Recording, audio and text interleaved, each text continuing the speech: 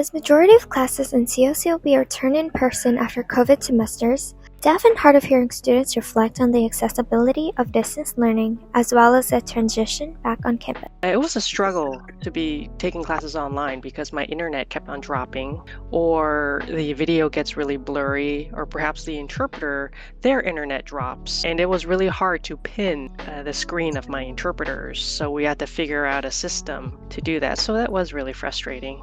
Sometimes the teachers would be sharing their screen, and when that was happening, the captions wouldn't be available. And then when the teachers would show YouTube videos, the auto captions would not be in alignment with what the YouTube videos were showing. The students often told us, I can't see everything at the same time. So they really had to pick and choose what they were visually tuning into.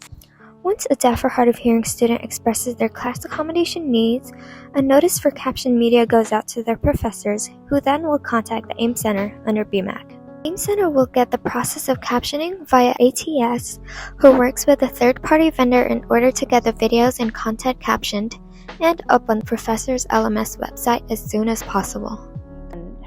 Attending classes in person is much easier for me because the teacher can also bring up the fact in person, this classmate needs a note taker, and students would be much more willing to do that. I think one of my classes, there were 3 other deaf students, or 2 others, so there's 3 of us. And so we did share one interpreter. And so during group work, the interpreter would have to hop around and help the 3 of us in that class.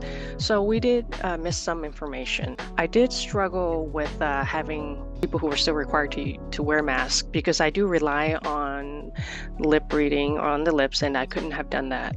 According to College Factual, Long Beach handed out 38 bachelor's degrees in deaf studies during the 2020 to 2021 academic year.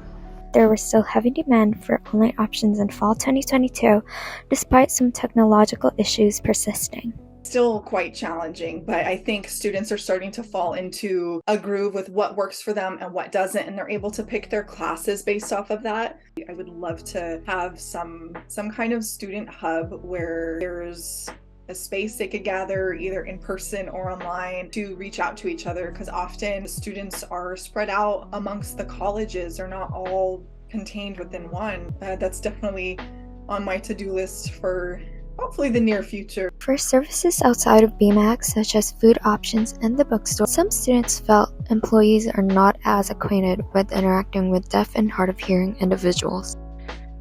In the area where they tend to set up tents, and that's where they sell jewelries or bracelets or caps or various items that they sell there, and I've never felt comfortable approaching and asking them questions with what they're selling because I struggle communicating with them. And so I just pay with my card, I swipe it, and then I leave. And so typically there's no communication going on. And then sometimes I've encountered where the workers have known a very basic level of sign language, so we can communicate that way instead of using my phone and typing on it. But I have to remind myself I have to sign very slow and, for them to be able to understand me. Some people might think that because I'm deaf or hard of hearing, I can't really do anything, which isn't right. There are hearing people and there are deaf people, and that doesn't mean that we have to be separated. We can all communicate and socialize together. We're all human. I would suggest that they go to the tutoring that's offered here or the ASL club that we have here on campus. And also to make sure that hearing individuals improve on their sign language and not just, say go to their ASL class and then forget about it later. And don't assume if a person is deaf that they're completely deaf. That's not true. Don't judge us. We are trying to be like you all as students, and we do have our struggles, and we have emotions as well.